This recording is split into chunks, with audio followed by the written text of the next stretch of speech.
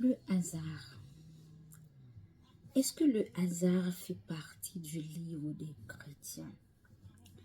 La Bible nous dit, je crois que c'est dans Jérémie, rien ne nous arrive par hasard, car Christ est l'auteur du mal et du bien.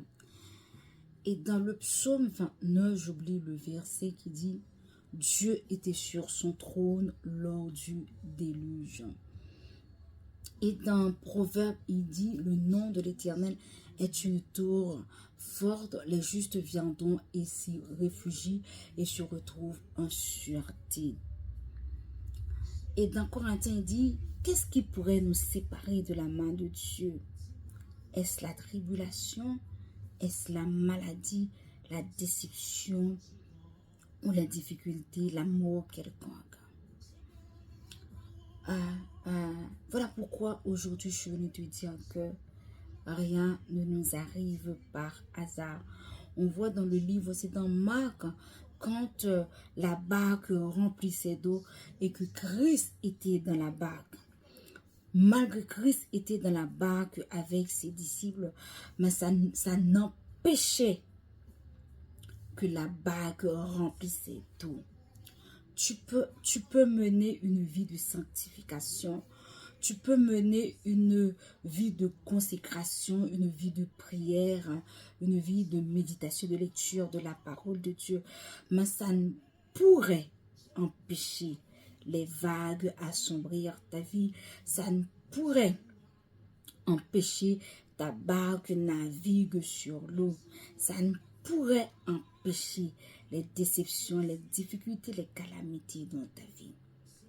Au contraire, on a vu que Paul malgré l'onction qu'il avait, l'onction ne limite pas les difficultés, mais l'onction te donne le support dans les difficultés. On a vu que Paul, malgré l'onction qu'il avait, mais ça ne l'empêchait pas. Il a eu une écharde dans la chair. Il a dit, Dieu a permis que Satan lui soit giflé et lui soit mis une écharde. L'écharde, ça signifie quoi? Ça traduisait quoi? C'était les difficultés qu'il rencontrait. En fait, ce n'était pas vraiment une morsure, mais c'est comme dans Genèse 3,15 qui dit, le serpent il a écrasé sa tête et celle-ci lui a lui a mordu le talon. En fait, on en a tous chacun une morsure d'une façon ou d'une autre. Tout simplement, quand il y a des vagues qui se soulèvent dans ta vie, quand il y a des émeutes spirituelles qui se soulèvent dans ta vie, il faut croire que c'est parce que tout simplement Dieu veut te révéler la personne que tu es en Jésus-Christ. Dieu veut te révéler tes capacités, ta force, et Dieu veut que tu sois encore, des fois on est distant, on est distante, des fois on s'est laissé aller, mais Dieu veut qu'on ne fait pas lâcher prise, pardon. Du coup, pour nous rapprocher, pour nous rappeler à l'ordre, il est obligé, en fait, il est d'accord pour que des émeutes puissent assombrir nos vies, mais c'est pas pour nous perdre, comme j'avais dit, comme dans Luc 6 avec Marie. Il y a des circonstances qui ne sont pas là pour nous détruire, mais pour nous révéler la personne qu'on est, pour nous rapprocher beaucoup plus proche de Dieu, pour nous rapprocher aussi de notre destinée, parce que on ne fait que dormir, parce que des fois Dieu, parce qu'il faut savoir que tu ne vas pas rentrer dans ta destinée. On a vu que avec Marie, est-ce que à l'époque de Marie, tu ne pouvais pas te permettre de te marier, de ne pas te marier vierge, pardon.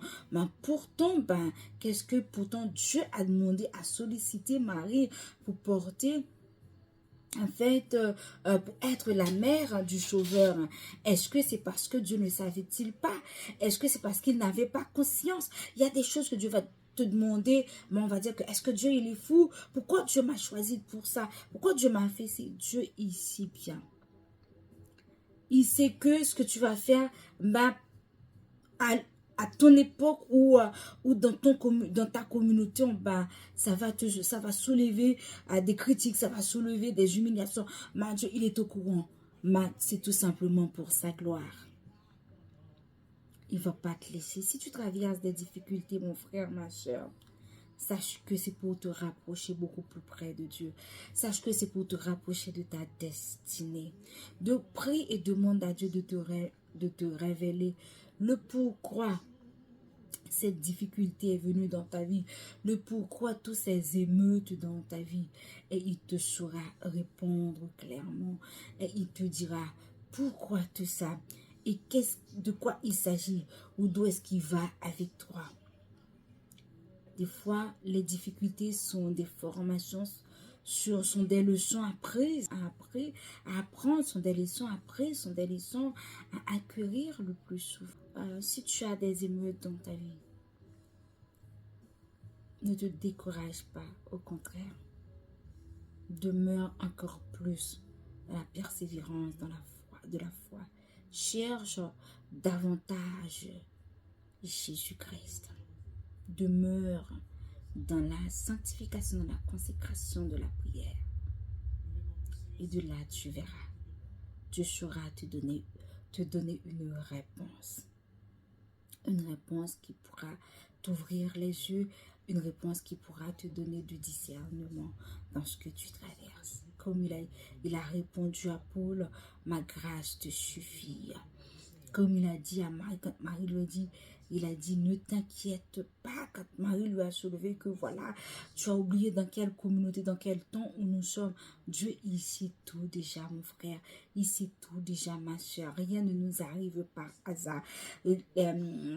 Il savait déjà pour Lazare, quand Marie et Marthe dit oui, mais Jésus, il sent déjà, voilà, nous savons qu'il, et voilà, mais ce serait le jour de la résurrection.